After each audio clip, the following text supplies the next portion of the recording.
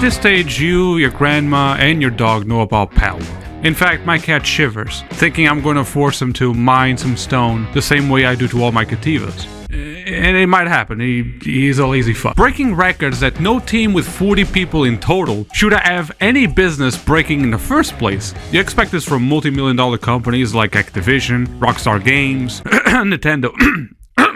But even so, that is pushing the limit to what a game can achieve. Activision had a reported budget of $1 billion, and they still landed hard on their face. But Palworld, 19 million players in the first 2 weeks of its existence, with a budget of $6.75 million. That alone meaning there's more players, more paying customers than dollars spent in budget. They would recover their money and still make profit if the game was sold at 50 cents. That is insane. Conquering the top 2 position in concurrent player count on Steam of all time with 2 million concurrent players. That's Halo 3 peak numbers, ladies and gentlemen. Damn, that's a lot of records. I gotta catch my breath. If gaming was music, PocketPair, the developers of Palworld, would be the new Beatles. The Beatles dropped girls' panties and PocketPair is dropping hours. I don't think that joke clicks, but I'm gonna keep it. So how can they possibly just pull this off with insignificant marketing when compared to these gaming giants? And how do you convince people to spend money in a game that seems to be a straight up ripoff of Pokemon? Well, let's dive into that, shall we? Right out of the gate, there's one question we have to ask. Where the fuck did these guys come from? Games like these are usually doomed to be regarded as parody games on Steam and left to be forgotten. They can be fun, they can even be good, but they will always be that, parody games, made by very small time companies that fail to even break even sometimes. The reality is, I would like to tell you where PocketPair comes from, but it's kinda hard to bring up a past that barely exists. PocketPair rose to fame so quickly, they don't even have a Wikipedia page yet. And if you think that's natural, that's way too quick of a rise to have a Wikipedia page by now, please understand, even toilet paper orientation as a Wikipedia page. Luckily, through their own webpage, we can see that they were founded in 2015, currently under the executive management of Takuro Mizobi, with their HQ located in Japan, which is a ballsy move considering the company they decided to inspire the games from is also based in Japan, a country where fair use laws don't really exist. We'll get into that in a bit. Nonetheless, their experience in game development can only go so far to a few small samples. They released Over Dungeon, the first game in their portfolio, in 2019, even though they admit that they have been making a Phantom game before that, but it never got released. But this one is your typical tower defense card game that amounted a decent bulk of positive reviews on Steam, but still at the scale of what you would expect from an indie team. But as we quickly realized through their Steam reviews, it was mostly a game for the domestic Japanese market. However, it did get labeled as abandonware, as PocketPair didn't even bother to update it for 4 years until as of recently. For reasons I believe are pretty obvious to you. But this is important to note, in an effort to show you that this indie team still behave like any other indie game developer that struggles with limited budgets. If you judge them for this, remember Rockstar Games walked out of Red Dead Online that easily had the potential to be the best Wild West online simulator kind of thing in the market. They also released AI Art Imposter in 2022, which is admittedly a really cool concept that mixes Among Us and Pictionary kind of, with also the use of AI. But it's in 2020 where PocketPair releases their first open-world action game with a release of Craftopia. And when we decide to check further into that game, we pick up a pattern. Craftopia seems to be, as some have described in the reviews, a closed beta version of Palworld. In fact, the game has been hit with pretty bad reviews, as players realize they paid for a cheaper version of Palworld. And considering the success of Palworld, it's clear that this game will most likely never be updated to the same scale as Palworld. The game uses pretty much the same elements with focus in crafting and open world exploration, minus the guns, and instead of exploiting pals, we get to dip live cows into boiling hot liquid. Damn, They have no chill, do they? Although I have to personally say, Craftopia seems to also incorporate a bit of a Dark Souls game aesthetic and deeper emphasis in melee combat instead of ranged, with a unique art style that I actually enjoy to see, honestly. But it's kinda hard to make a case for originality, when they literally mention in their official game webpage, monsters, we gotta catch them all. Are you serious right now? Can you at least try? They also announced the release of a platform-type game, Nevergrave, for the first quarter of 2024, although this game isn't actually developed by them. Instead, they will assume the publishing capacity. But Palworld is where they officially both strike gold and where shit hits the fan. Even though it took the internet by storm, Palworld's actually announced way back in 2021. Which means they were developing Palworld alongside with Craftopia, or at the very least that seems to be an overlap. Normally it would make no sense to develop two games that share the same conceptual basis. And this is where it gets interesting, as PocketPair pulls a rather smart and usually unseen strategy, even if accidentally. What they did is a good example of a practice called A and B testing, which is not usual in gaming, but it pertains to the exposure of a given concept of content presented in two different ways. Think of YouTube thumbnails as an example. For the same video and topic, you could come up with two different thumbnails, and your video would perform differently with each, even if the topic is literally the same. While in Craftopia you catch animals, in Palworld you catch pals, which oddly resemble Pokemons, let's be honest. Same concept but two presentations. Pair this with a new game mechanic introduction, such as guns, and you get yourself a bombastic, unofficial slogan. As Palworld is released in January 19th, 2024, the game is regarded as Pokemon with guns more frequently than it is by its actual name. This way, PocketPair was able to advertise its concept at zero additional cost in marketing, which is incredibly ironic as Mizobi, the CEO, admitted they had no budget regarding development costs, as they were ready to go all in until all the money dried out. This game was quite literally a Hail Mary-less attempt at making serious dollars, and it worked. With a total expense of 1 billion yen, which equate to $6.75 million, being essentially targeted to purely cost of development, versus the generated revenue of $216 million so far. This is like punching Mike Tyson's toe. It caused no damage in their profit margin. But what does this game do so differently? To grant a level of success that AAA game companies fail to achieve most of the times. Well, all this was guaranteed with a functional game that incorporated a lot of tried and true concepts, all in one very unlikely mashup of different mechanics in different games. Monster taming from Pokemon, base building from Ark, crafting from Rust, combat exploration from Elden Ring. You know, if you could use an AK-47 to defeat Godric, pretty much the same. All this with a sense of progression that isn't fabricated by useless ranks or perks. Instead, with a healthy amount of punishment and grind that doesn't go overboard and is actually achieved by players' actions. Even though this game is regarded as Pokemon with guns, getting your first musket is no easy achievement, forcing you to choose your battles early on, granting a feeling of success when you move from a rickety shack that you call a base to a heavily fortified and cozy safe haven. All this inserted into a breathing and alive world with beautiful views, diversified biomes, and ability to build even outside of your own base if you wish to do so. Please remember, this game is in early access, so this is not even their final form, and even at beta phase, this game triggers less bugs than your average, fresh AAA game release. And none being, quite frankly, game-breaking, just a bunch of T-pose type bugs and bad spawns sometimes. Also, the lack of excessive tutorials forces the player to actually try things and fail at them, but eventually make him learn good practices on his own, and to see how things truly work. In fact, there were plenty of times where I felt like a mechanic made no sense or it was stupid, only for the game to humble me in showing how things are actually supposed to work. What the hell is the penguin doing? Oh, so that's how it works. I was letting my food spoil for no reason. It's also worthy of note that the game provides a good chunk of automation that doesn't make you feel like everything has to be micromanaged by you, or else your highly developed base crumbles to pieces as if your pals are completely useless. The pals actually do something, going as far to alluring us with a fantasy of cat-looking creatures actually doing some goddamn work. I can't believe I'm actually making a cat do something useful.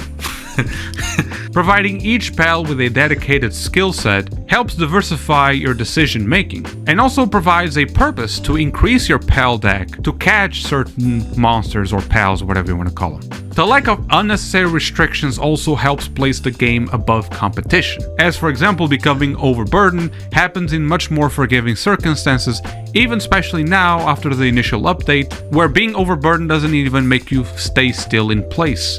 When compared with Starfield, where collecting resources is an excruciating pain in the ass, even with maxed out strength. Bonus points for the way they explain the lore at times, by straight up saying somehow the bow fires 3 arrows. Somehow Palpatine returned. Instead of coming up with a convoluted theory and taking it way too seriously, as many other games do. I appreciate the self-awareness and the lack of bullshit. Bosses and enemies are an actual challenge that will slap you with a good dose of reality check if you try to fight those said enemies with weak stats and weak pals. That damage, dude. Nope, I'm out of here. Nope. And quite honestly, admitting something that I feel like you and me can agree, the absolute savagery in a way you can treat pals and even humans is pretty awesome. Oh my goodness. Oh. Why does that have to be censored? Why is that so overly aggressive? I mean, you can capture humans. That's literally slavery. What game are we playing here?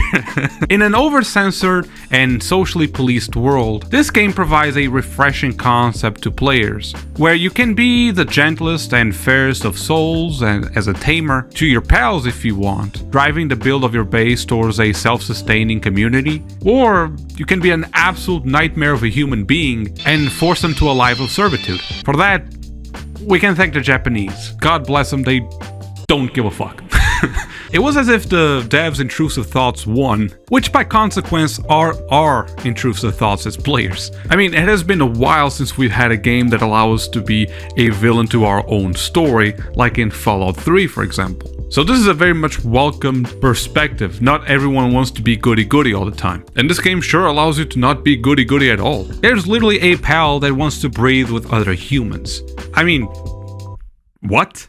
Which brings us to the next point. It seems like Palworld is actually able to generate their own lore. So why are we having a discussion about flipping assets, which is objectively not the case, and recycled ideas from a Japanese giant? Is this a valid concern, or is this just Twitter being Twitter? Now, before I throw in a specific example of why the claim of ripping off Pokemons is such a hypocritical stance to have, there's something important to equate regarding the accusations of plagiarism. That this game was only successful because of the resemblance of Nintendo's franchise Pokemon. What a lot of people don't realize is that Nintendo themselves are not the first ones to ever do it either. Personally, I never cared for anything Pokemon related. All I knew is that Pikachu existed and that people were going around trespassing military bases to catch the next Pokemon in real life. And still, Palworld drew me in so much that it made me lose track of time, which has not happened since I was a teenager. And this speaks volumes from a guy who made a video about how modern gaming has become such a snooze fest. And so certainly there's something in this game that is beyond the resemblance of Pokemon, because otherwise this game wouldn't attract new blood like myself, who's not interested in a Pokemon alternative at all. Even though I started playing Palworld as strictly for recording purposes, I got myself building, catching pals, crafting, fighting bosses, all this as I listened to Joey Diaz's unhinged rants on Joe Rogan podcast. God, it's snorting coke, eating ass. I mean, it was filthy.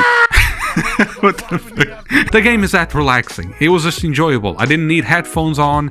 I just needed to build and catch and build and catch. And somehow this was fun. I was having a blast reminding myself of a childhood habit of losing myself in a fantasy world that would not happen if I played any of the recent Pokemon games. How come a supposedly parody game feel more lively and finished than a AAA game? Well, all comes down to the threat of competition. You see, Nintendo has nothing to prove. They have trademarks, copyrighted content. Their success is cemented by the mere existence of the Pokemon franchise. And without any comparison, who can say we're missing out with the current Pokemon games without any kind of possible benchmark? All people could say is that the games were losing potential, but that would be based on speculation of what the fans think it could have been. But PocketPair did not have this luxury. They have to bring something spectacular for people to prefer it over their official content that they love so much. If this game was a cheaper version of Pokemon with the same mechanics, same visuals, and same gameplay, it would have no appeal. It can't just be a straight up ripoff and do the same, even the same level of success. That's not how it works. And believe it or not, Nintendo was in the same position with Pokemon as PocketPair is in right now with Palworld.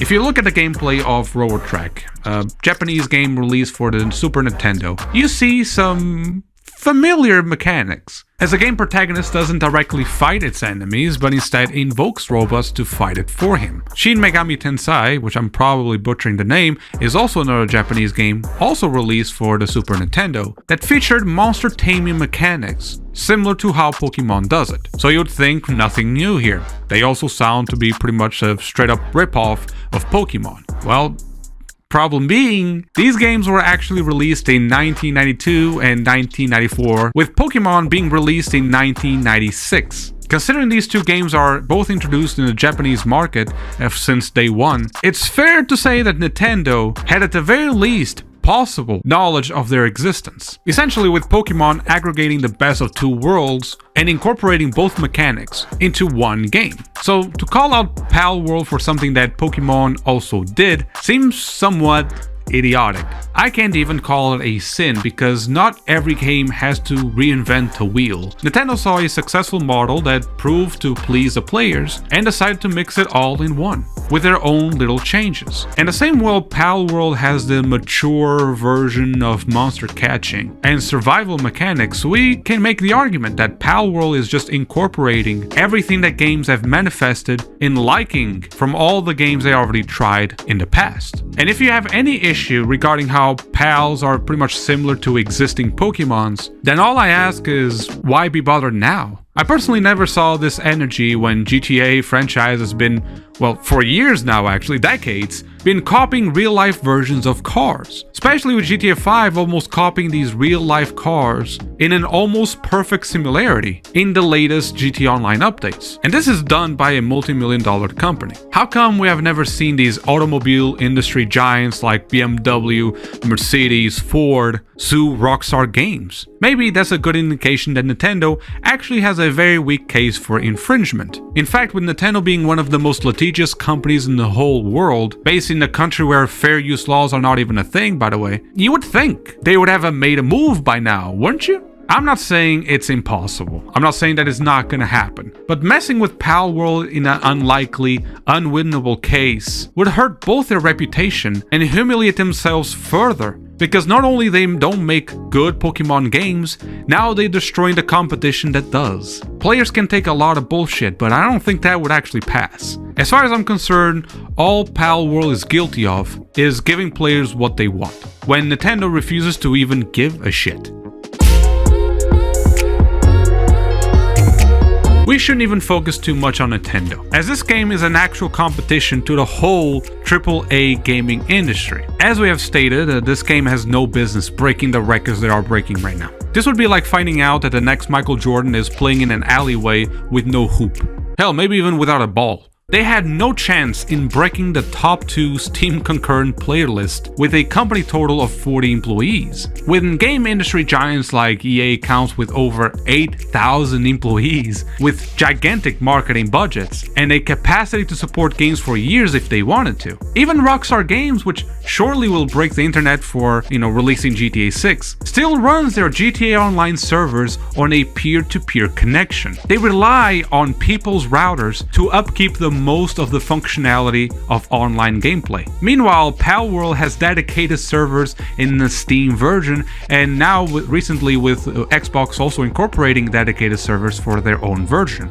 In fact, even allowing offline single-player lobbies. Yeah, remember single player? Which is something that Suicide Squad, for example, from the makers of Batman Arkham series, can't do, apparently. I mean, what the hell is going on? These guys at PocketPair make developing games look so easy by comparison, which technically isn't, as they admit Palworld was a miracle to even be released in the first place. So how can an industry that obliterates Hollywood fall against an ant that is PocketPair and Palworld? Well, this is what happens when game developers from indie teams actually understand what players want. The vacuum that actually exists in the market. Players don't want a pretentious, original game that does very little to make it a fun experience. They don't want fancy graphics at the expense of gameplay or storytelling. They don't want a money grab that grows old in about a week. We don't know if Palworld will survive the trial of time. That is true. If it will be a trend or a classic that will still be played for a whole decade. All I know is that this is not a good time to bash the little guy.